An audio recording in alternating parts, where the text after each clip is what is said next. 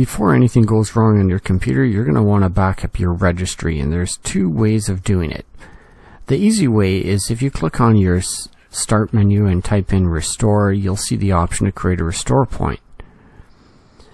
The benefit of this is that you can go into choose System Restore, but the problems is sometimes it gets wiped out, so you'll see here that there's no restore points available, so we don't have any restore points to restore to. If you want to create a restore point here, you can just go down to Create and give it a name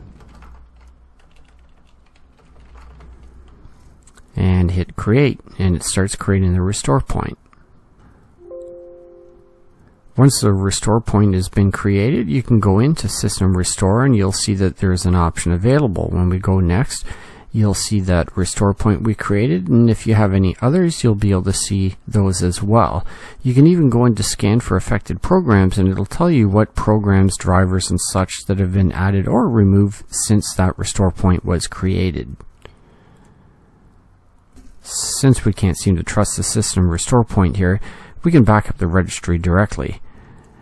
Click on the Start button again and type in Registry, or start typing it in. You'll see the Registry Editor app. Once that opens, with the top key selected, which says Computer or the name of your computer, you will click on File and Export. Then you can choose where you want this to be saved, give it a name. Export range should be selected to all, and then you can hit Save. When it's done, the circle stops spinning around. It doesn't give you any message saying it's finished, so you can just simply close out of here. When it is done, you'll see a .reg file where you told it to save with the date and time and the size of it. If you want to ever restore that registry point, you can again go back into your Start menu and look for the Registry Editor. And from the top level selected, you would just go to File and Import and choose that file that you want to import from. When you go to open it, it starts importing that registry file. And then your system will be back to the way it was previously.